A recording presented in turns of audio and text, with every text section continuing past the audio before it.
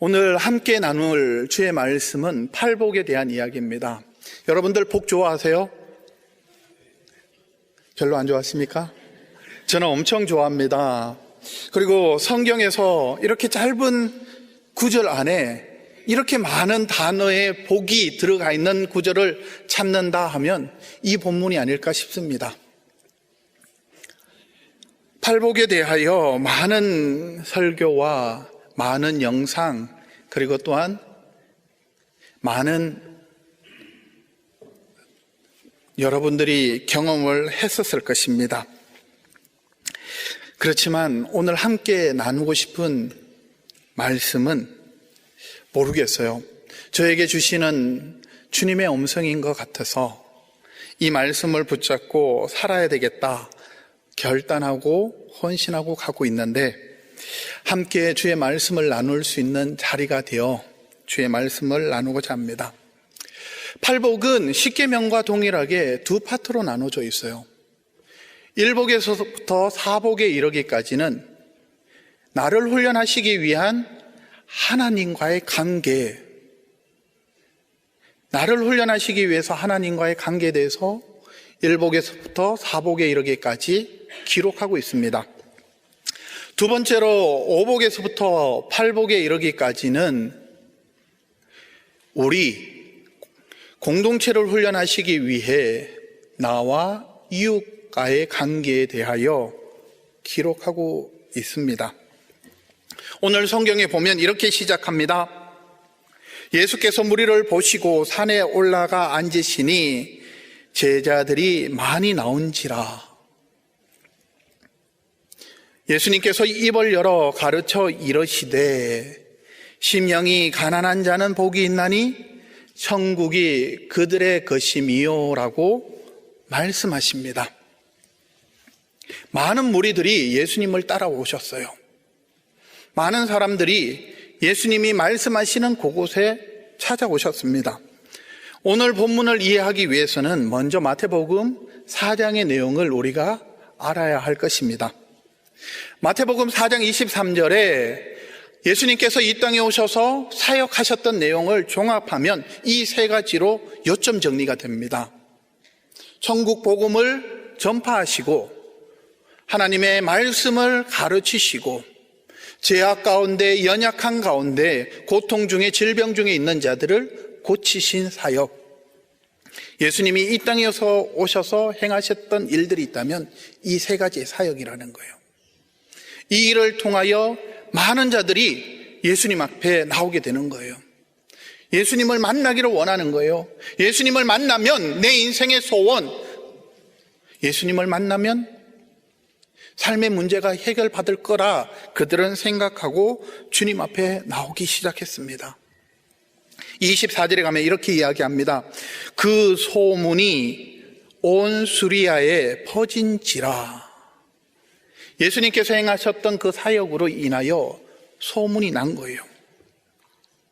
거기에 보면 이러한 자들이 모였습니다.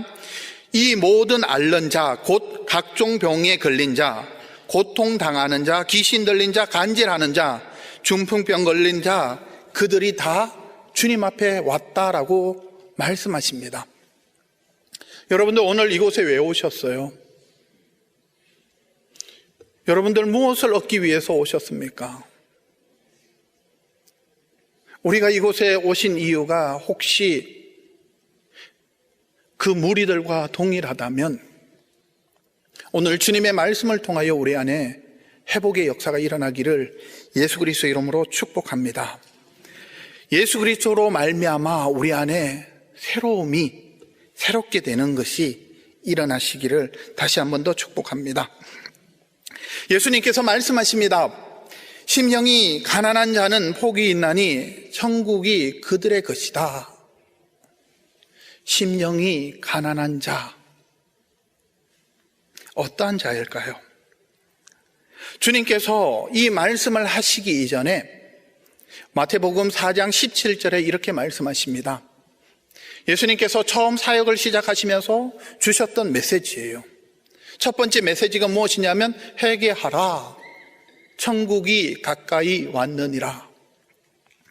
회개를 선포하고 계시는 주님의 모습을 보게 됩니다. 회개란 어떠한 걸까요? 회개는 무엇을 의미할까요? 쉽게 표현하면 회개란 돌아가는 거예요. 다시 주님의 말씀으로 돌아가는 것. 내가 세상의 이야기에서 하나님의 말씀으로 돌아가는 것. 이것이 회개입니다. 그래서 세상에서 천국으로, 율법에서 은혜로, 사망에서 생명으로, 사람들의 이야기에서 하나님의 이야기로 돌아가는 것이 회개다라는 거예요. 그렇다면 심령이 가난한 자는 회개와 무슨 관계가 있을까요? 심령이 가난한 자는 어떠한 거일까요? 시편 69편 29절에 보면 다윗이 이렇게 고백합니다. 오직 나는 가난하고 슬프니 하나님이여 주의 구원으로 나를 높이소서. 다윗의 고백이지요. 다윗은 이스라엘의 왕입니다. 이스라엘을 다스리는 최고의 지도자이지요. 그가 고백하기를 나는 가난하고 슬프오니 라고 고백하고 있습니다. 이사야서 61장 1절과 3절에 보면 주 여호와의 영이 내게 내리셨으니 이는 여호와께서 내게 기름 부으사 가난한 자에게 아름다운 소식을 전하게 하려 하심이라. 나를 보내어 마음이 상한 자를 고치며 마음이 상한 자를 고치시며 포로된 자에게 자유를, 잡힌 자에게 노임을 선포하라 말씀하고 있습니다. 이사야서 61장 말씀이 기록되어 있는 그 당시대의 유대 상황은 바벨론의 포로로 끌려가 있는 상황입니다.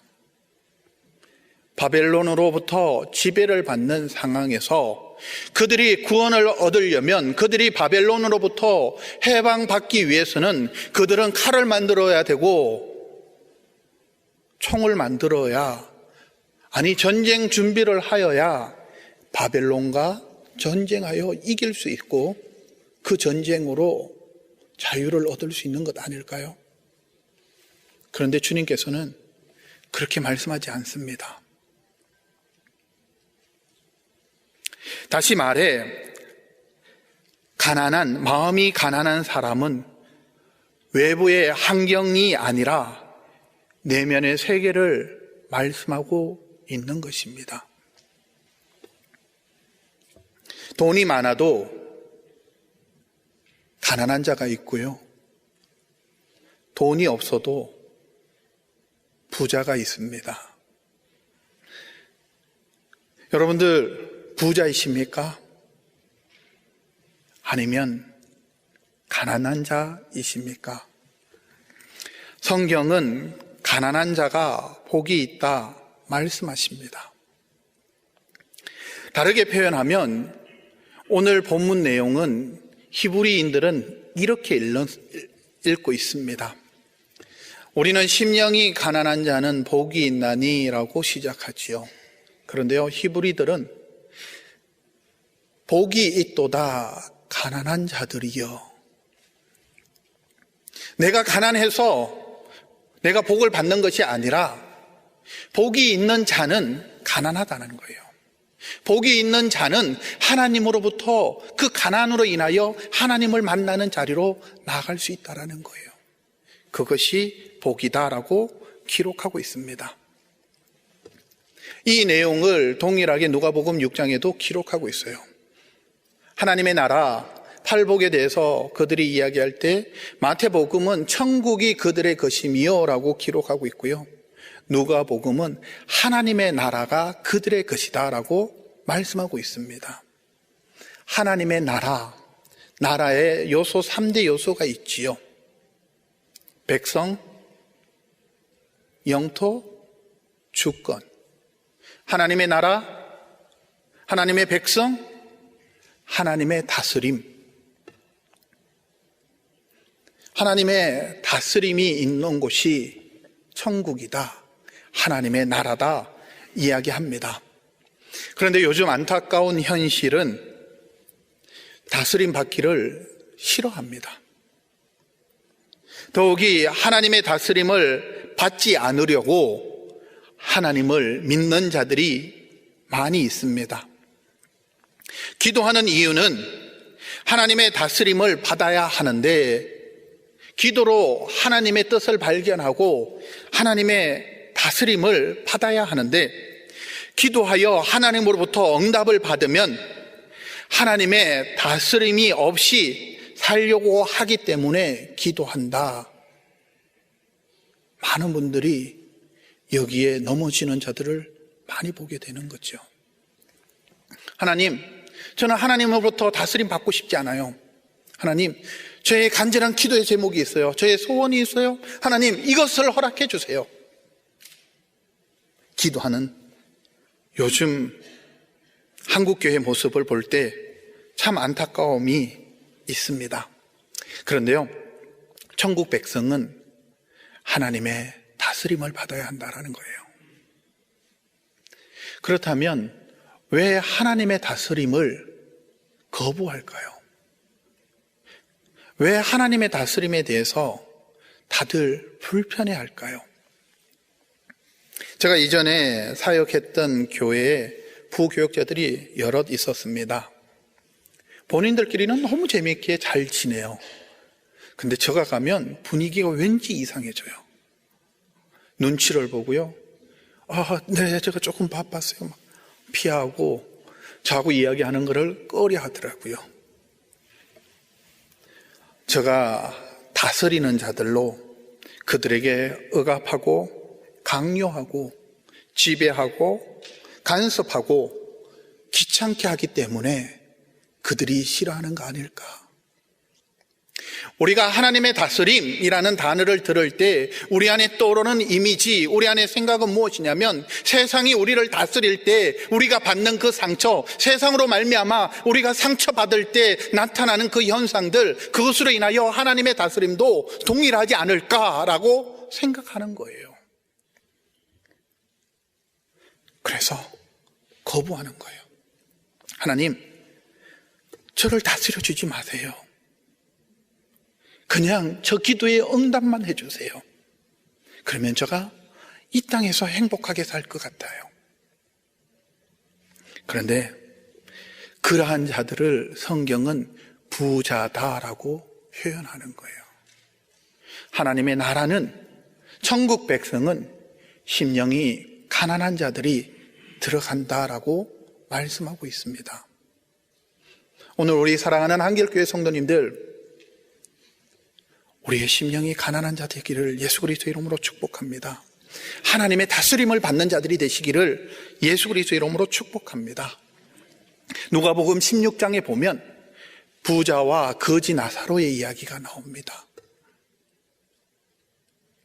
그 부자는 선행으로, 착함으로, 그리고 예수님께서 비유로 부자를 바리새인들로 규정하여 말하고 있는데, 일주일에 2번씩 금식기도 하고 구제하고 헌금하고 종교적인 행위 하는 그들을 부자다라고 지명하시더라고요. 하나님의 나라는 우리의 열정, 우리가 가지고 있는 종교적인 행위, 우리가 갖고 있는 어떠한 선행으로 하나님의 나라에 들어가는 것이 아니라 전적인 하나님의 은혜임을 깨닫는 자, 나의 힘으로 하나님, 내가 구원받을 수 없는 존재입니다 고백하는 자, 마음이 가난한 자가 천국에 들어갈 수 있다라고 성경은 기록하고 있는 것입니다. 두 번째로, 애통하는 자는 복이 있나니 위로를 받을 것이요 라고 말씀하고 있습니다. 애통, 다르게 표현하면 고통, 절망, 아픔, 괴로움. 우리가 싫어하는 단어죠. 그런데요, 그들이 복을 받는데 위로의 복을 받는데요.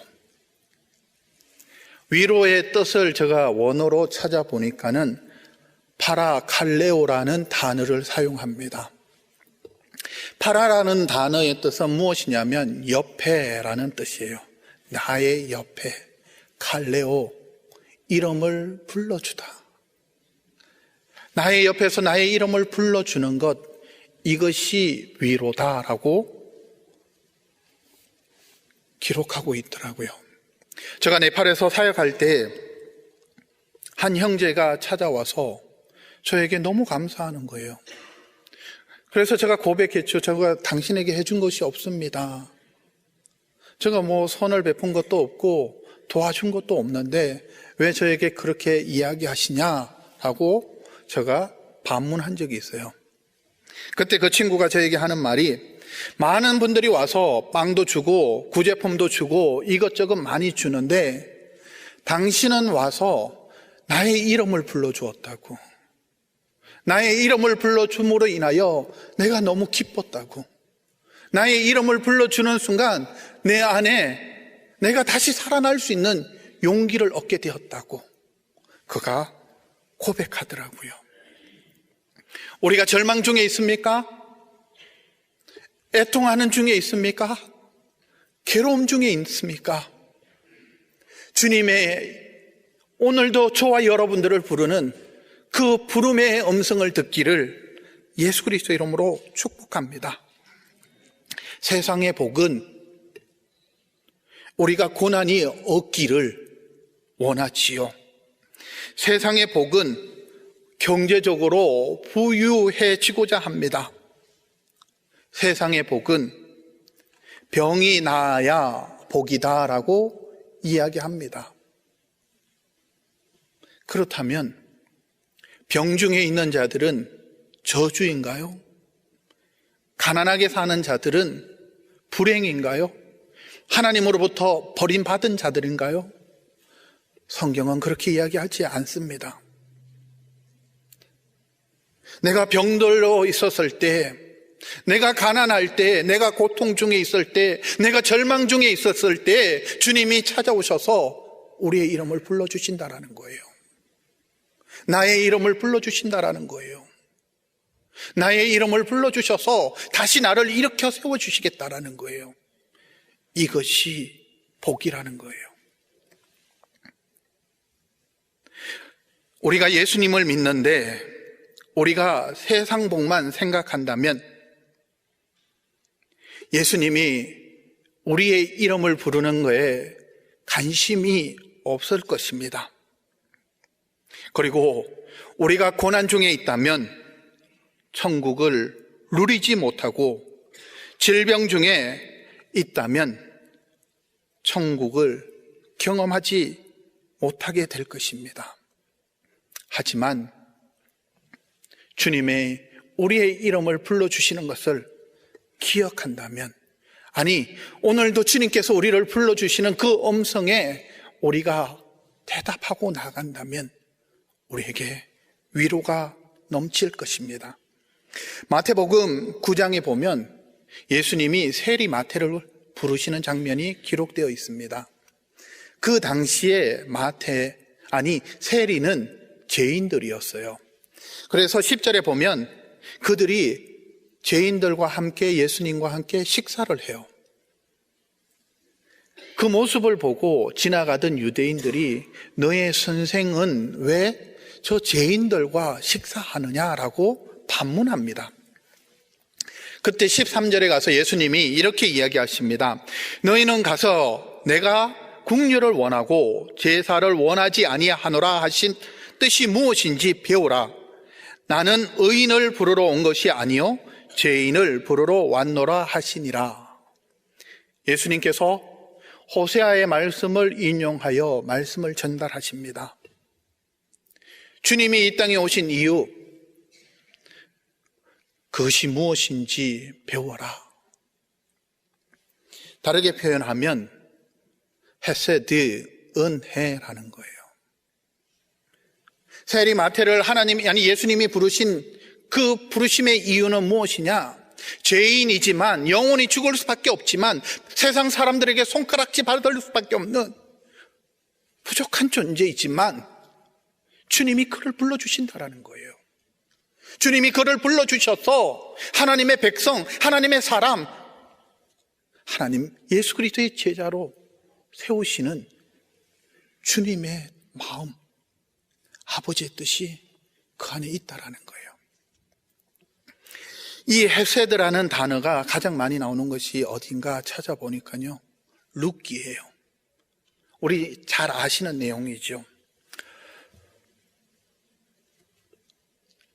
룻기 1장 8절에 보면 나오미의 자녀와 남편이 다 죽어요. 다 죽고 절망 중에 있어요. 그에게 남은 것은 두 자부밖에 없습니다. 그런데 이 나오미가 절망 중에 있을 때 룻이 선대라는 단어를 쓰고 있어요. 나오미를 위해 선대를 베푸는 거예요. 이 단어가 헤세드, 은혜라는 거예요. 2장 10절에 가면 그 룻이 어머니를 복양하기 위해 보아스 밭에 가서 미라를 죽게 됩니다. 그때 보아스가 호의를 베풉니다. 2장 10절에 은혜라는 단어가 거기에서 기록돼요. 3장 10절에 가서 인애라는 단어가 나옵니다. 나오미의 삶에 소망 없는 삶, 더 이상 세상에서 기대할 수 없는 절망 중에 있는 그 삶 가운데 기업 물을 자 룻을 통하여 대를 잇도록 고엘 제도로 말미암아 새 생명 아들을 얻는 거예요. 이것이 헤세드, 은혜라는 거예요. 위로하는 단어는 은혜의 단어와 저는 동일하다 생각합니다.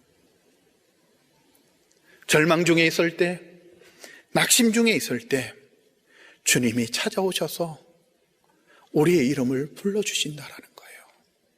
나오미의 이름을 불러주시듯 우리의 이름을 불러주시고요, 저와 여러분들의 이름을 불러주셔서 그 절망 속에서도 희망을 갖게 하시고 고통 중에서도 위로받게 하신다라는 거예요. 이것이 복이다, 이것이 천국이다, 성경은 말씀하십니다. 세 번째로 온유한 자는 땅을 기업으로 얻을 것이다 라고 말씀하십니다. 땅, 요즘 말로 하면 부의 축적이죠. 재물. 저도 부자가 좋아요. 여러분들 좋지 않으세요? 전 가난한 것보다 잘 살고 싶어요. 아니, 잘 산다라는 말은 좀 잘못된 언어지요. 부자로 살고 싶어요.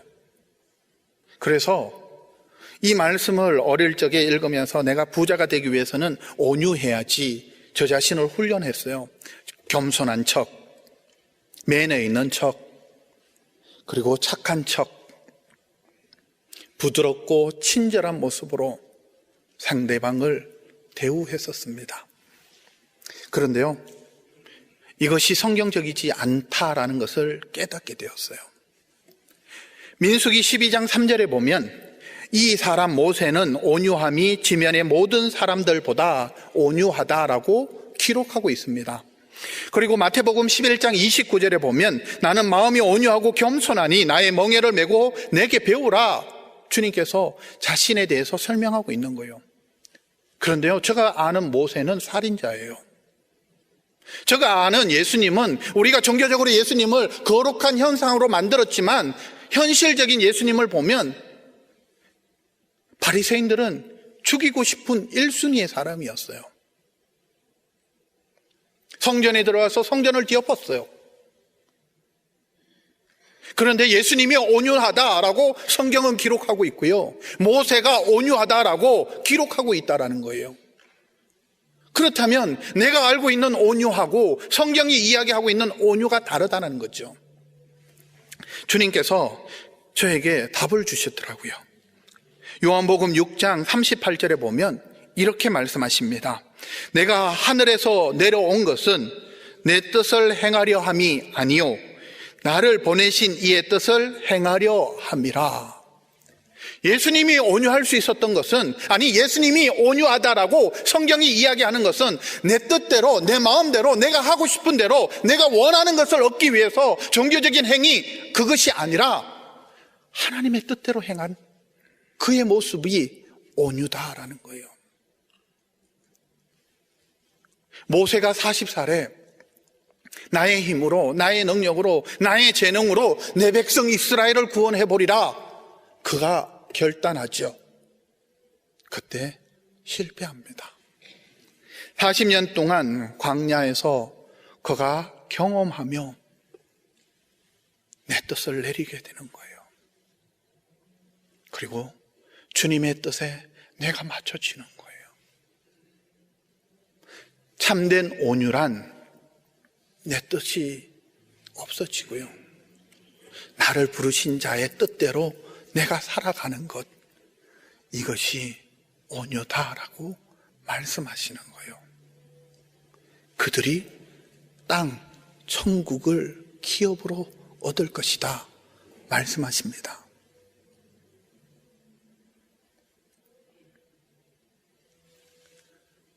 저와 사랑하는 성도님들, 우리가 이 땅에서 온유할 수 있는 방법은 하나님의 뜻, 예수 그리스도를 보내주신 그 하나님의 뜻, 예수 그리스도를 믿는 거예요. 예수 그리스도만 의지하는 거예요. 예수님만이 나의 구원자이시다 고백하는 거예요. 예수님만이 나의 소망이다 고백하는 것이 온유다 말씀하고 있는 것입니다. 마지막으로 의에 줄이고 목마른 자는 배 부를 것이다 라고 말씀하고 있습니다. 의에 줄이고 줄인 자, 오병이의 기적에 보면 5,000명이라는 사람들이 주님의 말씀을 듣기 위해서 따라다녔어요. 시간이 지남으로 그들이 굶주리게 되는 거예요. 그리고 요한복음 4장에 보면 사마리아의 여인을 예수님이 만납니다. 목마른 자, 주님이 만났지요. 그곳에서 주님을 만남으로, 주님의 말씀을 들음으로 그들은 만족하게 되고요, 풍성해지는 것을 경험합니다. 그런데요, 오병이의 떡은, 아니 오병이에서 그들이 먹었던 음식은 어떠한 거였을까요? 보리떡? 생선? 그 당시 가장 서민들이 즐겨 먹는 음식이다라고 이야기하는 거예요. 여러분들 그 음식으로 만족할 수 있습니까? 여러분들 그 음식 먹으면서 풍성함을 누릴 수 있나요? 하나님, 나 보리떡 싫어요. 하나님, 나 생선 싫어요. 하나님, 저는 진수성찬 원해요. 하나님, 저에게는 이러한 밥상 차려주세요. 이것으로 저는 만족할 수 없습니다. 이것으로 내가 만족을 누릴 수 없어요, 하나님. 그런데요, 오병이의 기적에서 그들은 주님이 베푸시는 것으로 만족함을 누렸어요. 그 사마리아 여인은 예수님과 대화를 통하여 만족함을 누리게 되는 것을 성경은 기록합니다. 보리떡과 생수는 말씀과 성령을 의미합니다. 우리가 이 땅에서 만족함을 누릴 수 있는 것, 배부를 수 있는 것은 진수성찬이 아니라 주님의 말씀으로, 성령으로 우리가 가능할 수 있다는 거예요. 그 어떠한 것으로 우리가 배부르려고 한다면 그것은 순식간에 허무해질 것입니다. 순식간에 사라질 것입니다. 천국은 이러한 것이다. 오늘 성경은 말씀하고 있습니다. 우리는 돌아가야 합니다. 우리는 주님의 말씀이 있는 곳으로 돌아가야 돼요. 주님께서 우리에게 전달해 주시는 그 메시지로 돌아가야 되는 거예요. 세상의 소리로 우리를 유혹합니다. 그것은 불행이야. 거기에는 기쁨이 없어. 그곳에서는 만족함을 누릴 수 없을 거야. 보리떡과 생선으로 배부를 수 없어. 세상은 끝없이 우리를 유혹하실 것입니다.